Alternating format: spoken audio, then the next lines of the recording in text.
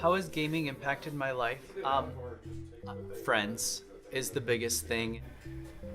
I didn't know that communities like this existed in little local game stores, and so that was a really neat thing when my friend Valerie told me that, oh, there's a gaming group. You can just show up here and there's people that play board games and just nerd out. And I was like, wow, that's awesome. So I think it's been really good for me to have a group of people that I can connect with and just regularly plan on, okay, first Saturday of the month, I'm going to come down and see them.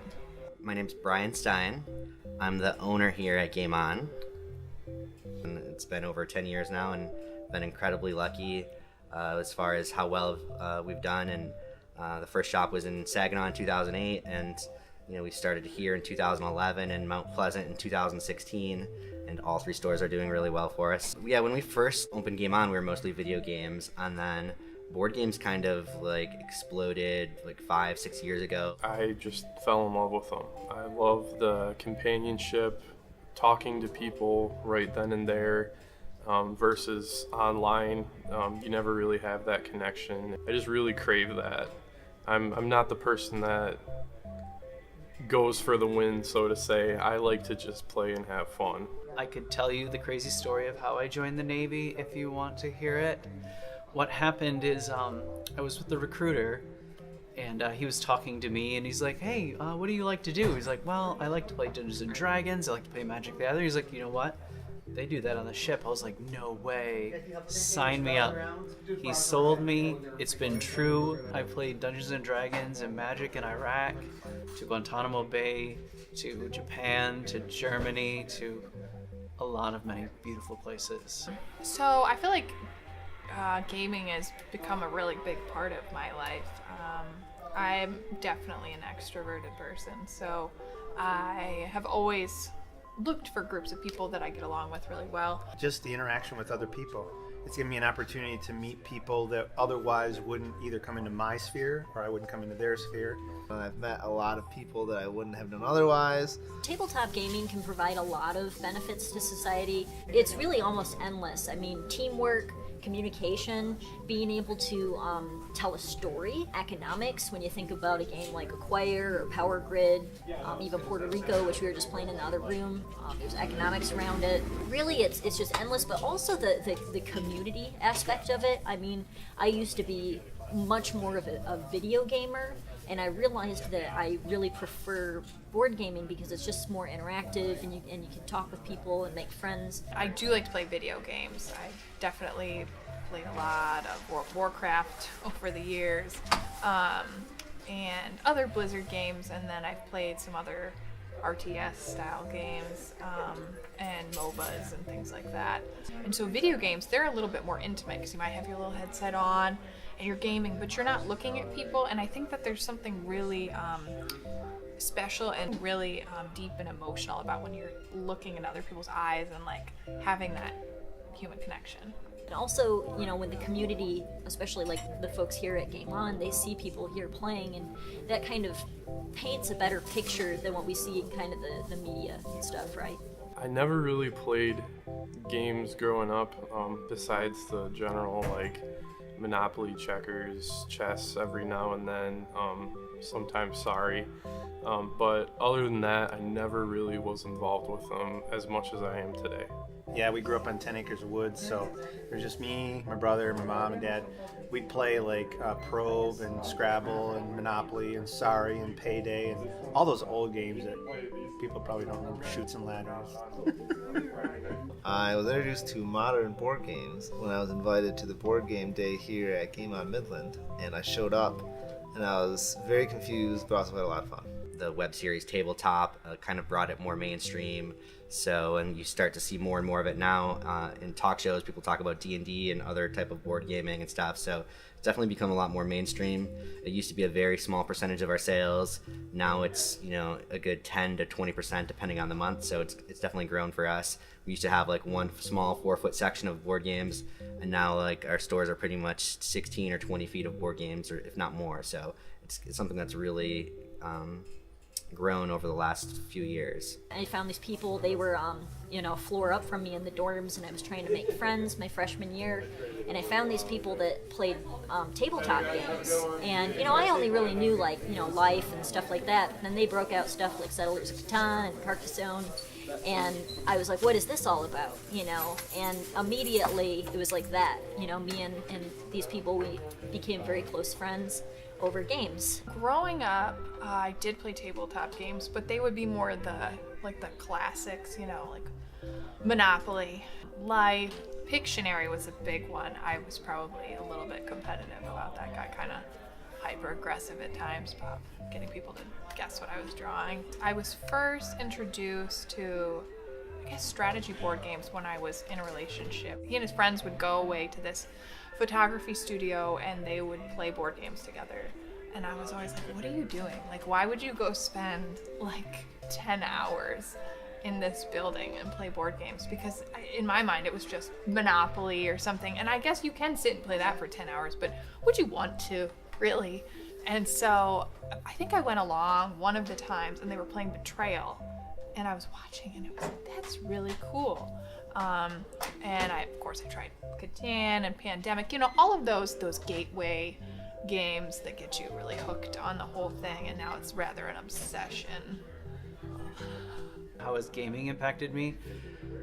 I fortunately, what was this? This was back in Japan, back in 1995. I was an 18-year-old kid walking through the barracks in the Navy, my first command, and I really didn't have any friends, and I was walking, and we have lounges where we live, kind of like dormitories where people, and I saw some people playing Talisman, and I went in there and introduced myself, and now one of my great friends, Sam, I've met him there back in 1995, and it was just an awesome, amazing experience. I think my favorite moments are just when you're playing a game, you kind of get caught up in it, you're just really into it, and everyone's having a really good time. It has definitely positively impacted my life. It has helped me to break out of my shell a little more and just really embrace loving people.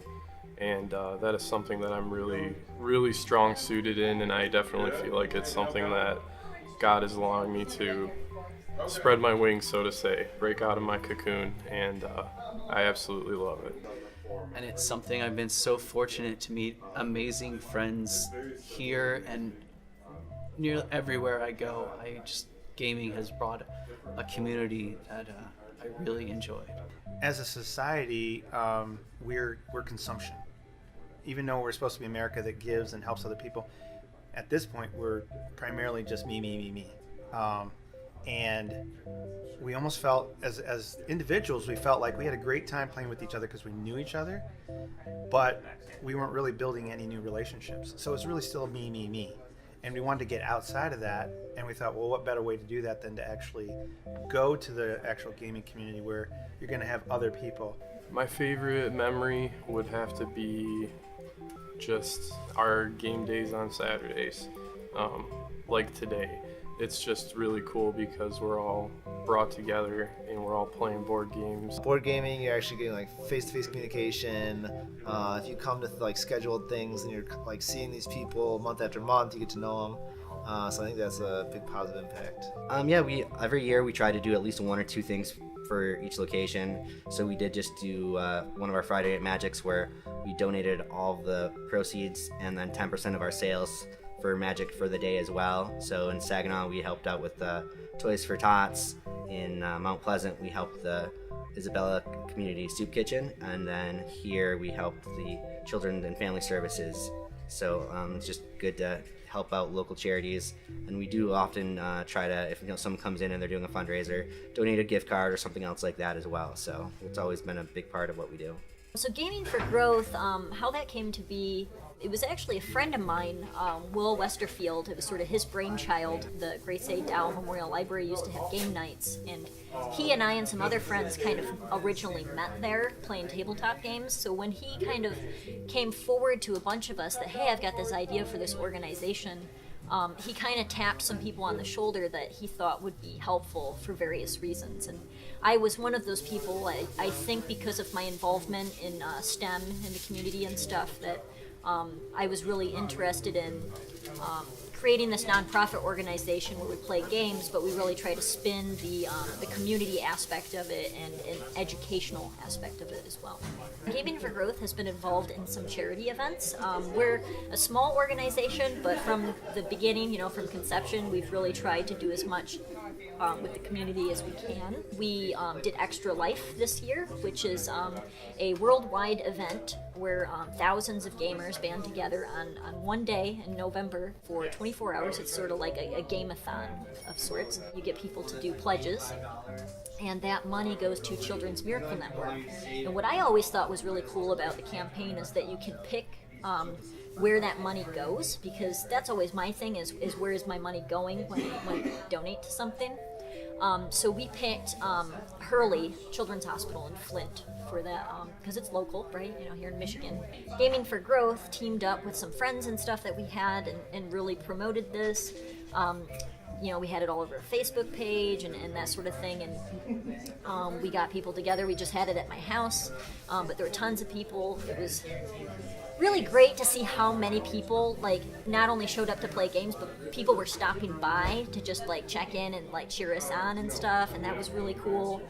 But we ended up raising over $1,000. I think it was $1,041. Last year, the money that I had raised on my own, it was in February. I was on a business trip in China, and a friend of mine who works at Hurley messaged me, and it was in the middle of my night. I was still recovering from jet lag, right? I got this message from Nate, and he was like, "Hey, did you see, that what we did with the money? Here's the press release that we're going to be coming out with, and here's some pictures." And it was they came out with a new critical care unit in their pediatric ward.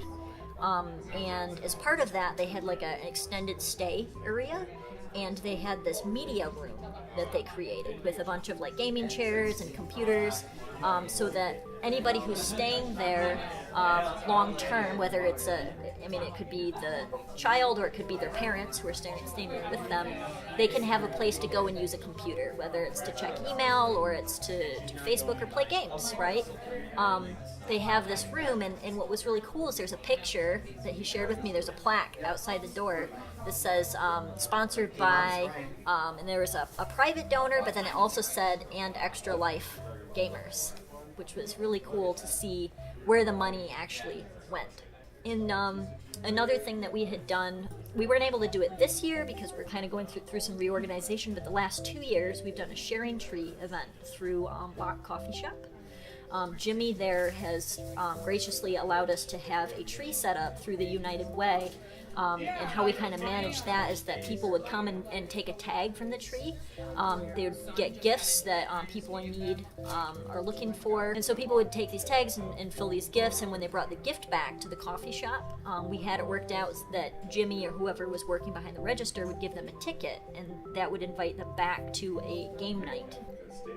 In my opinion, how it impacts and helps society, the cooperation.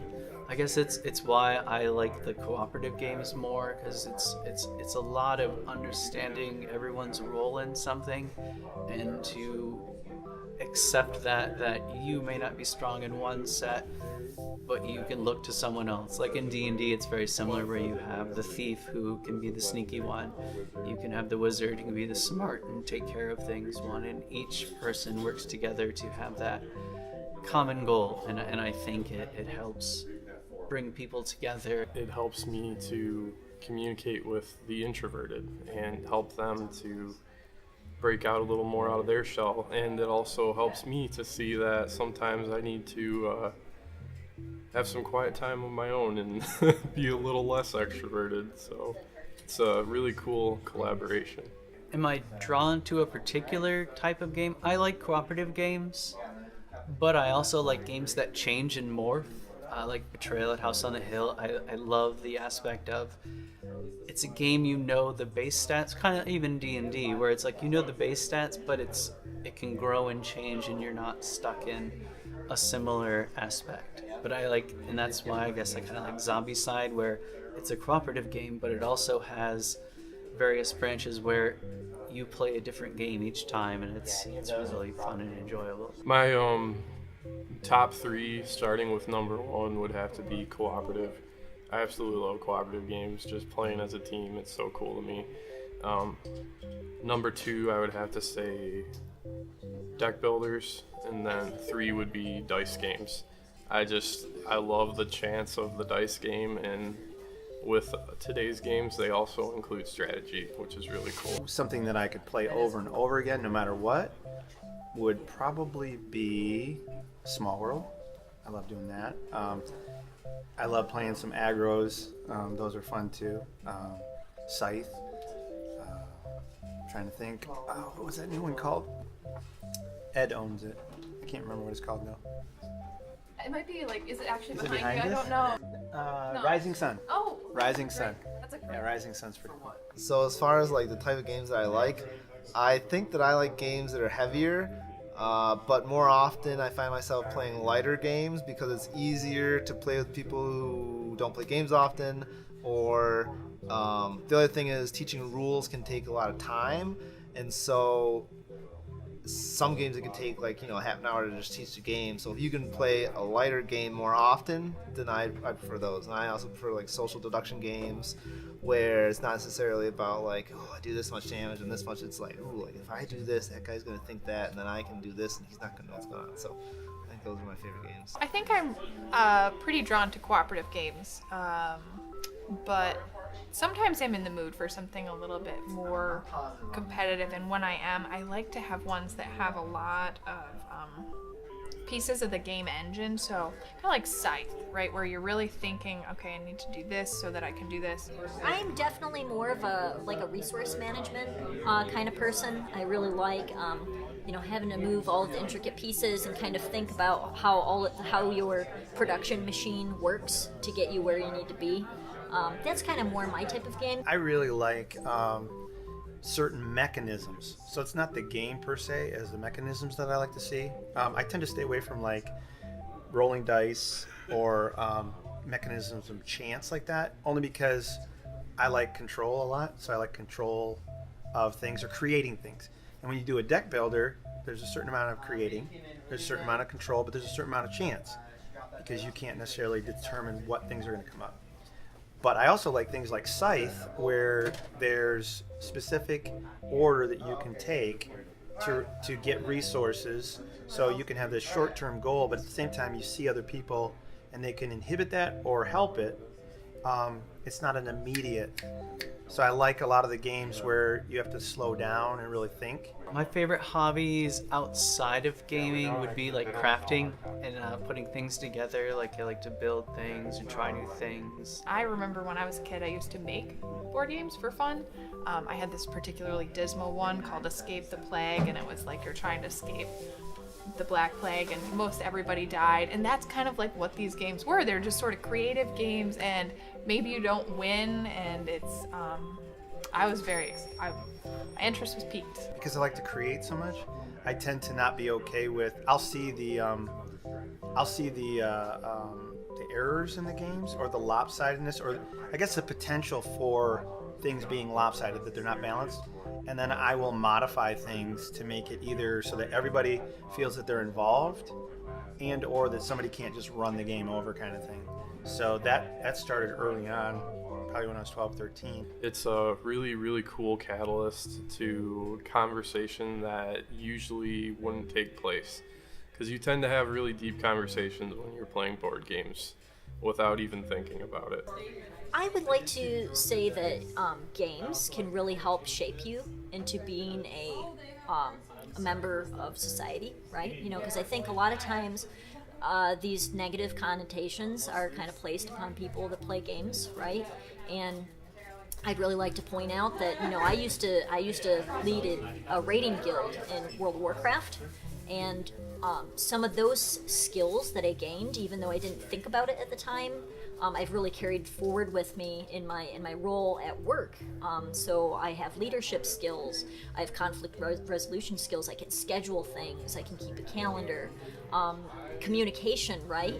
Being able to send messages or use voice chat, effectively. And it's interesting because I give a lot of like career talks and stuff, especially to high schoolers, and sometimes people don't think they have skills to put on a resume, especially if they're starting out. But I tell them, I'm like, do you play games? What types of things do you think that you learn from games that you think you could apply to the workplace, right? And it's interesting how often they're like surprised and excited, you know, like, yeah, I have skills. To say why tabletop gaming is important to me, is it lets you think.